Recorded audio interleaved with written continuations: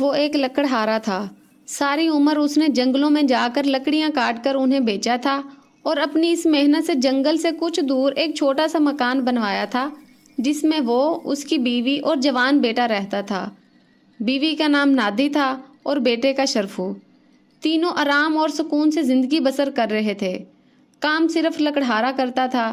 بیوی اور بیٹا کوئی ایسا کام نہیں کرتے تھے جس میں آمدنی میں اضافہ ہو۔ بیوی ہانڈی روٹی پکاتی تھی اور بیٹا گھر میں ہی رہ کر چھوٹے چھوٹے کام کرتا تھا۔ لکڑہارا بوڑھا ہو گیا تھا۔ بڑھاپے کی وجہ سے اس میں پہلے سی ہمت نہیں رہی تھی۔ وہ آئے دن بیمار ہی رہتا تھا، مگر اسے کوئی ایسی پریشانی نہیں تھی۔ سمجھتا تھا کہ میرا شرفو اب بچہ نہیں رہا، آسانی سے گھر کی ذمہ داریاں سنبھال سکتا ہے۔ شرفو کی ماں کا بھی یہی خیال تھا، اس لیے اسے بھی کسی قسم کی فکر نہیں تھی۔ ایک صبح لکڑہارا جاگا تو اس نے محسوس کیا کہ بڑا کمزور ہو گیا ہے۔ جنگل میں جا کر لکڑیاں کاٹنا اس کے لیے مشکل ہے۔ اس کا بیٹا صبح ناشتے سے فارغ ہو چکا تھا اور اس بات پر حیران ہو رہا تھا کہ اس کا باپ معمول کے مطابق صبح سویرے گھر سے نکلا کیوں نہیں، چارپائی پر لیٹا کیوں ہے۔ لکڑہارا سمجھ گیا کہ اس کا بیٹا کیا سوچ رہا ہے۔ اس نے شرفو کو اشارے سے اپنے پاس بلایا اور پیار سے بولا، شرفو بیٹا۔ جی ابا جی۔ دیکھو بیٹا، اب اپنے گھر کی ذمہ داری تمہیں سنبھالنا ہوگی۔ میں بوڑھا ہو گیا ہوں، بیمار بھی ہوں۔ تو فرمائیے ابا جی، شرفو نے پوچھا۔ بیٹا، جو کام میں نے ساری عمر کیا ہے وہ اب تم کرو۔ لکڑیاں کاٹنا آسان کام نہیں ہے، مگر تم ہمت والے اور طاقتور ہو۔ شروع میں یہ کام ذرا مشکل لگے گا، پھر رفتہ رفتہ آسان ہو جائے گا۔ میں تمہیں برابر مشورے دیتا رہوں گا جو تمہارے لیے مفید ہوں گے۔ سمجھ گئے بیٹا؟ شرفو نے ہاں میں سر ہلا دیا۔ شاباش بیٹا، مجھے تم سے یہی امید تھی۔ شوق سے کام کرو گے تو ڈھیر سارے پیسے کما لو گے۔ شرفو کی ماں پاس ہی کھڑی یہ گفتگو سن رہی تھی۔ شرفو کے باپ نے اس کی طرف دیکھ کر کہا، نادی میرا کلہاڑا لے آؤ۔ نادی اندر سے کلہاڑا لے آئی۔ بیٹا، یہ ہمارا ورثہ ہے، اس کی حفاظت کرتے رہنا، کیونکہ اس کے ذریعے سے ہی تو ایک لکڑہارا پیڑ سے لکڑیاں کاٹتا ہے۔ یہ کہتے ہی لکڑہارا چارپائی سے اٹھ بیٹھا۔ اس نے کلہاڑا اٹھا کر شرفو کے کندھے پر رکھ دیا اور اسے بتانے لگا کہ اچھے پیڑ کہاں کہاں ہیں، کتنی لکڑیاں ہر روز کاٹنی ہوں گی اور انہیں کس طرح گٹھا بنا کر سر پر اٹھا کر شہر میں وہاں لے جانا ہوگا جس جگہ لکڑیاں بیچی جاتی ہیں۔ لکڑہارے نے اسے اس جگہ کا نام بھی بتا دیا۔ شرفو بڑے شوق سے باپ کی باتیں سن رہا تھا۔ اس کا یہ شوق دیکھ کر اس کے ماں باپ دونوں بہت خوش تھے۔ جب لکڑہارے نے وہ سب کچھ بتا دیا جو وہ اپنے بیٹے کو بتانا چاہتا تھا تو کہنے لگا، لو شرفو، آج سے کام شروع کر دو۔ شرفو کی ماں نے بیٹے کو ڈھیروں دعائیں دیں اور شرفو کلہاڑا کندھے سے لگائے اپنے گھر سے نکل گیا۔ جنگل کا راستہ وہ اچھی طرح جانتا تھا۔ ابھی سورج طلوع نہیں ہوا تھا کہ وہ باپ کی بتائی ہوئی جگہ پر پہنچ گیا۔ 20 پیڑ تھوڑے تھوڑے فاصلے پر ایک قطار میں کھڑے تھے۔ اس کے باپ نے بتایا تھا کہ پہلے پیڑ کی شاخیں جھکی ہوئی ہیں، ان شاخوں کو کاٹنا آسان ہے، پہلے یہی شاخیں کاٹنا۔ وہ ایک لمبی جھکی ہوئی شاخ کو کاٹنے کی کوشش کر رہا تھا کہ اچانک اس کی نظر شاخ کے اس مقام پر پڑی جہاں سے یہ پیڑ سے پھوٹی تھی۔ اس نے دیکھا کہ وہاں چڑیوں نے ایک گھونسلہ بنا رکھا ہے۔ اس نے 2-3 بچے بھی اس گھونسلے میں دیکھ لیے تھے۔ یہ گھونسلہ دیکھ کر فوراً اس کے ذہن میں یہ سوال اٹھا، میں نے یہ شاخ کاٹی تو کیا گھونسلہ تباہ نہیں ہو جائے گا؟ اس نے اپنے سوال کا خود جواب دیا، بالکل تباہ ہو جائے گا، اور وہ بچے جو اس گھونسلے میں پرورش پا رہے ہیں نیچے گر کر مر جائیں گے اور ان کے ماں باپ کو بڑا دکھ ہوگا۔ اس نے کلہاڑا اس شاخ کو کاٹنے کے لیے اٹھایا ہی تھا کہ یکایک اس کا ہاتھ رک گیا اور آہستہ سے بولا، نہیں، میں یہ ظلم نہیں کر سکتا، اور وہ اس پیڑ کے سائے میں بیٹھ گیا۔ کئی باتیں اس کے ذہن میں آ گئیں۔ میرے باپ نے لکڑیاں کاٹنے کے لیے بھیجا ہے، اس کا حکم مانتا ہوں تو وہ خوش ہوگا، میں لکڑیاں بیچ کر پیسے کما لوں گا، لیکن یہ ان چڑیوں پر ظلم ہوگا جنہوں نے یہاں گھونسلہ بنا رکھا ہے۔ وہ سوچتا رہا کہ ماں باپ کا حکم مانے یا ان بیچاری چڑیوں کے گھونسلے کو سلامت رکھے۔ اس کی نظر بار بار گھونسلے پر جم جاتی تھی۔ آخر وہ اٹھ بیٹھا اور پکے ارادے کے ساتھ واپس گھر روانہ ہو گیا۔ اس کا باپ گھر کے باہر چارپائی پر لیٹا اس کا انتظار کر رہا تھا۔ شرفو کو دیکھا تو بولا، شرفو بیٹا، جلدی آ گئے ہو، بڑی جلدی لکڑیاں بک گئی ہیں۔ نہیں ابا جان۔ کیا بات ہے؟ ابا جان، میں پیڑ پر کلہاڑا نہیں چلا سکا۔ کیوں؟ لکڑہارا حیران ہو کر بولا۔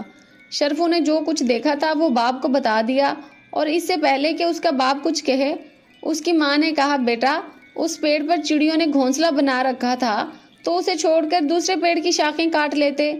شرفو نے جواب دیا، اماں وہاں بھی پرندوں نے گھونسلہ بنا رکھا تھا، کیسے کاٹتا اسے؟ لکڑہارا اپنے بیٹے کی بات سن کر بہت خفا ہوا اور غصے سے کہنے لگا، او احمق، لکڑہارا یہ نہیں دیکھتا کہ پیڑ پر پرندوں کا گھونسلہ ہے یا نہیں، اسے لکڑیاں کاٹ کر بیچنی ہوتی ہیں۔ تم نے بڑی احمقانہ حرکت کی ہے، میں نہیں سمجھتا تم اتنے پاگل ہو گئے۔ لکڑہارا غصے میں جانے اور کیا کہہ دیتا کہ اس کی بیوی نے سرگوشی میں سمجھایا، آخر بچہ ہے اور کچھ نہ کہو، 2-3 دن ٹھہر جاؤ، اپنی ذمہ داری سنبھال لے گا۔ 2 دن بیت گئے تو پھر باپ نے بیٹے کو ایک اور مقام کا پتہ بتایا اور تاکید کی کہ خبردار، پیڑ پر ضرب لگانے سے پہلے اوپر نہیں دیکھنا۔ شرفو نے عہد کر لیا کہ وہ پہلے کی طرح اوپر نہیں دیکھے گا اور باپ کے بتائے ہوئے مقام پر چلا گیا۔ اسے اپنا وعدہ یاد تھا، چنانچہ پہلے پیڑ کے پاس پہنچ کر اس نے اوپر نہ دیکھا اور نیچے دیکھتے ہوئے کلہاڑا مارنے لگا تو اس کی نظر پیڑ کے نیچے اس جنگلی پھل پر پڑی جسے بعض لوگ ہانڈی میں پکا کر کھاتے ہیں۔ ایک سوال ذہن میں ابھر آیا، اس پیڑ پر یہ پھل لگتا ہے، میں اسے کیوں نقصان پہنچاؤں؟ کیا اس کی شاخیں کاٹنے سے اس پھل کا کچھ حصہ ضائع نہیں ہو جائے گا؟ کیا یہ ان لوگوں کے ساتھ زیادتی نہیں ہوگی جو اسے ہانڈی میں پکا کر کھاتے ہیں؟ وہ دیر تک اس پیڑ کے نیچے بیٹھا رہا اور سوچتا رہا۔ اس روز جب لکڑہارے نے اپنے بیٹے کو دیر سے آتے دیکھا تو اسے یقین ہو گیا کہ اب یہ ضرور لکڑیاں بیچ کر پیسے لایا ہے۔ وہ خوش ہو کر بولا، آج میرا بیٹا کافی پیسے لے کر آیا ہے نا؟ کیوں شرفو؟ نہیں ابا جان، میں کوئی پیسہ نہیں لایا۔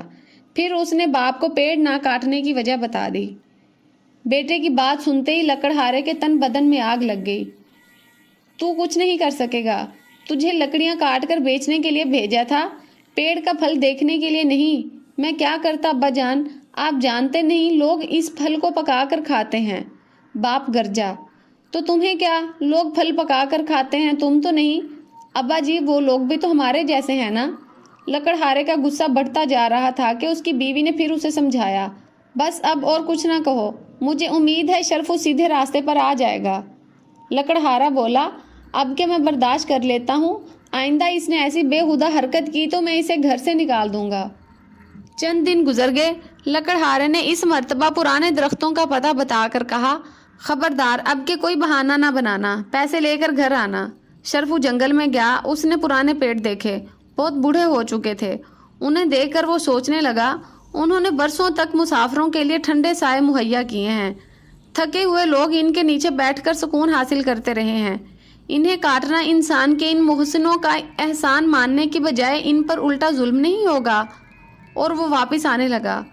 راستے میں ایک نہر پڑتی تھی، اس کے پل پر سے گزرتے ہوئے اس نے کلہاڑا نیچے پانی میں پھینک دیا کہ نہ یہ ہوگا اور نہ مجھے لکڑیاں کاٹنے کے لیے کہا جائے گا۔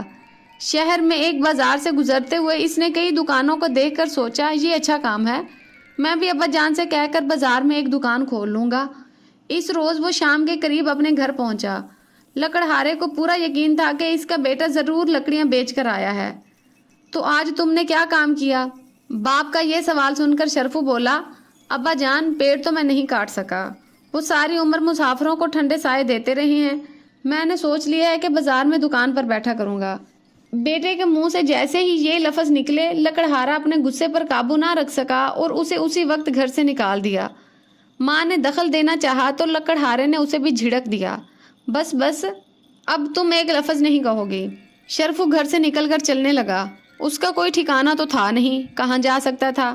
چلتا گیا یہاں تک کہ اس قدر تھک گیا کہ اس کے لیے ایک قدم اٹھانا بھی دو بھر ہو گیا تھا۔ قریب ہی ایک بڑی شاندار حویلی تھی، وہ اس کے دروازے پر گر پڑا اور بے ہوش ہو گیا۔ ادھر لکڑہارا اور اس کی بیوی اپنی بیٹے کی جدائی میں تڑپ رہے تھے۔ لکڑہارا بری طرح پچھتا رہا تھا کہ اس نے بیٹے کو گھر سے کیوں نکال دیا تھا۔ ایک دن دونوں بیٹے کی باتیں یاد کر کے رو رہے تھے کہ ان کے مکان کے آگے ایک بھگی رکی، اس میں سے ایک شخص اترا اور لکڑہارے کے دروازے پر دستک دینے لگا۔ کیوں جناب، کیا بات ہے؟ لکڑہارے نے دروازہ کھول کر اس آدمی سے پوچھا، آپ کو آپ کی بیوی کو نادر خان نے بلایا ہے۔ نادر خان کون؟ لکڑہارے نے یہ نام پہلی بار سنا تھا۔ آپ نے نادر خان کا نام نہیں سنا؟